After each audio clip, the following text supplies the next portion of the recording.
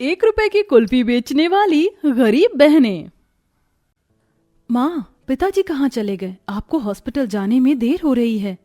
हाँ, पता नहीं कहाँ चले गए तेरे पिताजी, कुछ बता कर भी नहीं गए। वो कुछ काम से गए होंगे पिताजी, आते ही होंगे। गरीब सरला अपनी 2 बेटियों करिश्मा साक्षी के साथ गोंदपुर गांव में अपने छोटे मिट्टी के बने झोपड़ी में रहकर बड़ी गरीबी में अपना जीवन बिता रही थी। तभी सरला का पति मनदीप 2 थैलियां लेकर घर आता है। जी, कहाँ चले गए थे आप? हमें हॉस्पिटल जाने को देर हो रही है ना। मैं राशन लाने गया था सरला। करिश्मा, ये 2 महीने का राशन है, इसे रख लो। कारखाने के मालिक ने आज मुझे पैसे दिए थे, इसीलिए मैं 2 महीने का राशन ले आया। अच्छा, आप दोनों शहर जाइए पिताजी, वरना हॉस्पिटल में भीड़ हो जाएगी।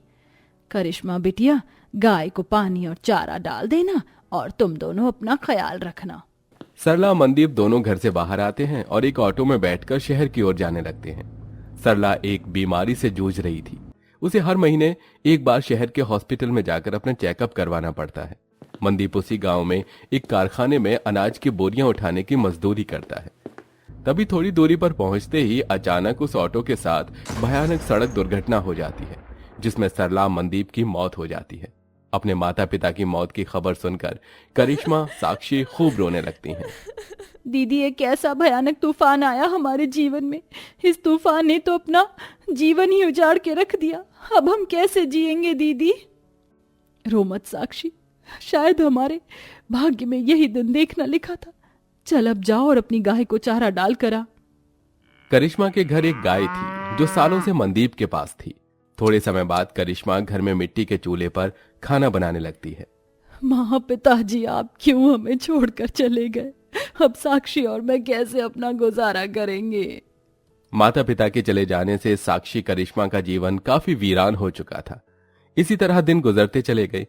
गर्मी का मौसम शुरू हो चुका था और अब घर का राशन भी खत्म होने को आया था। एक दिन दोनों बहनें घर में बैठी थीं। दीदी, खाना बना कि नहीं? मुझे बहुत भूख लगी है। साक्षी, घर का राशन तो खत्म होने को आया है, घर में बस चावल ही बचे हैं। अब अगर राशन खत्म हो गया तो हम क्या खाएंगे?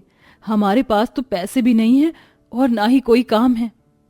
दीदी, हमें तो कोई काम आता भी नहीं है और ना ही हम कभी बाहर गए हैं, पर जीवन का गुजारा करने के लिए कुछ तो करना ही होगा ना हमें। एक काम करती हूँ, मैं गाय के दूध से मीठी भात बना लेती हूँ। हम आज मीठी भात ही खा लेंगे।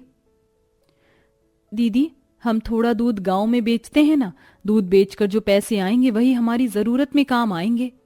साक्षी बाहर आकर गाय का दूध निकालती है और थोड़े दूध से करिश्मा चावल और दूध से मीठी भात बनाकर अपनी बहन के साथ खाती है।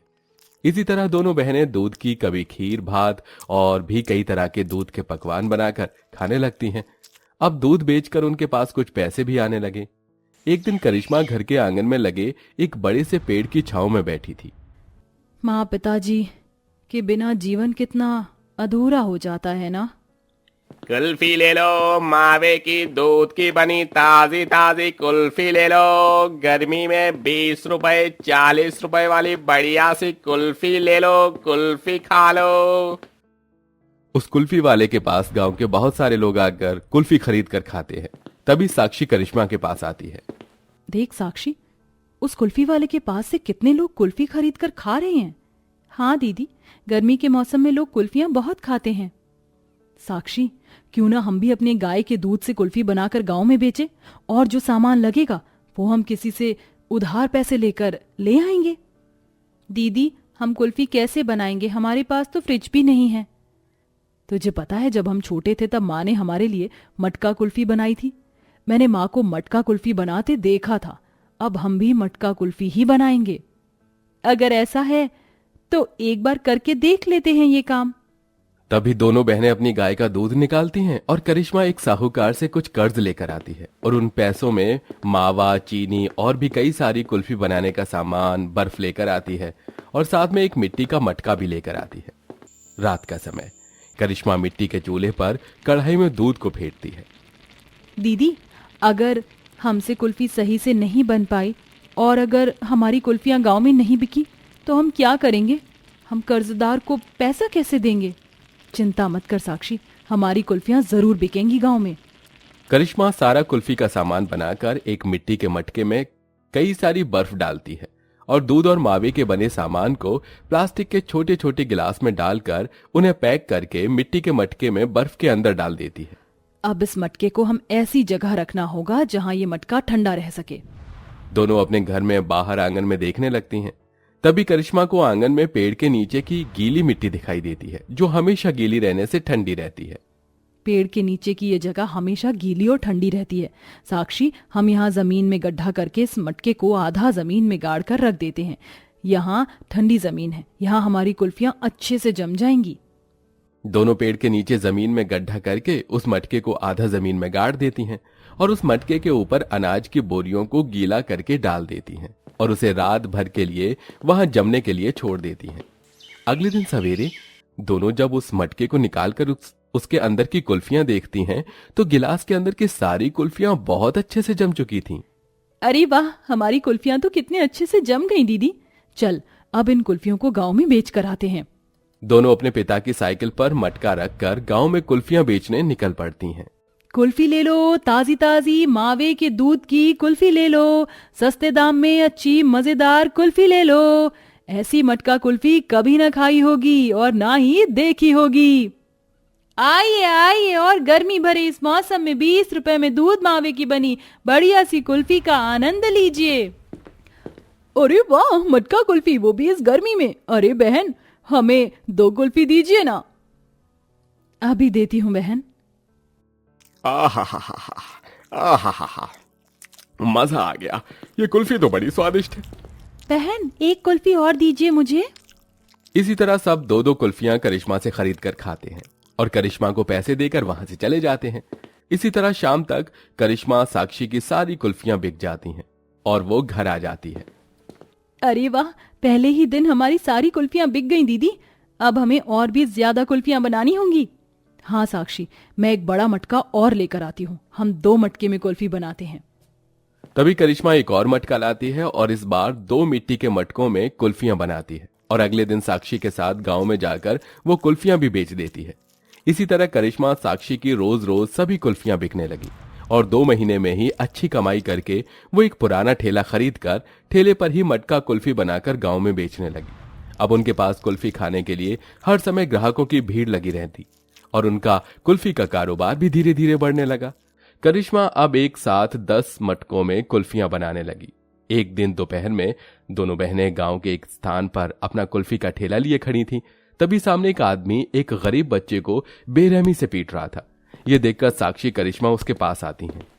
क्या हुआ भाई साहब, आप इस बच्चे को क्यों इतनी बेरहमी से पीट रहे हो? अरे ये गरीब 2 कौड़ी का बच्चा मेरी दुकान में पैसे चुरा रहा था। इसे तो आज मैं जान से मार दूंगा। भाई साहब, इसे माफ कर दीजिए, बच्चा है। उस गरीब बच्चे का नाम रोहन था। तभी करिश्मा साक्षी उसे अपने ठेले के पास लेकर आती है। बेटा, तुम चोरी क्यों कर रहे थे? मैं रोज देखता हूँ आपके पास कई सारे लोग कुल्फी खाने आते हैं। मेरा कब से मन था आपकी कुल्फी खाने का, पर मेरे पास कुल्फी खरीदने के लिए पैसे नहीं थे। मेरे पास केवल 1 ही रुपया है, इसीलिए मैं पैसे चुरा रहा था ताकि मैं आपसे 20 रुपए की कुल्फी खरीद सकूं। मेरी माँ के पास पैसे नहीं है, वरना मैं अपनी माँ से पैसे लेकर ही आपसे कुल्फी खरीद लेता। हम बहुत गरीब हैं। ये सुनकर करिश्मा साक्षी की आंखों में आंसू आ जाते हैं। बच्चे, अगर ऐसी बात थी तो तुम हमें आकर कहते, हम तुम्हें 20 रुपए वाली कुल्फी 1 रुपए में ही देते। तभी करिश्मा रोहन को 20 रुपए वाली कुल्फी 1 रुपए में देती है और रोहन खुशी खुशी वो कुल्फी खाने लगता है।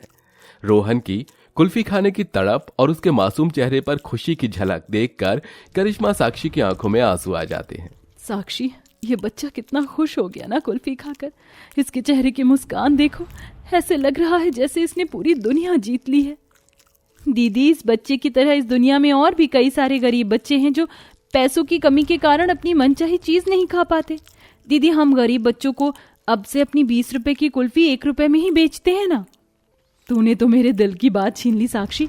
अब से हम गरीब लोगों को 1 रुपए में ही अपनी कुल्फी बेचेंगे। भले ही हमारी कमाई नहीं होगी, पर हमारे कारण किसी गरीब के चेहरे पर मुस्कान तो आएगी। इसके बाद करिश्मा साक्षी गांव के सभी गरीब लोगों को 1 रुपए में कुल्फी बेचने लगे और अमीर लोगों को 20 रुपए में कुल्फी बेचने लगे।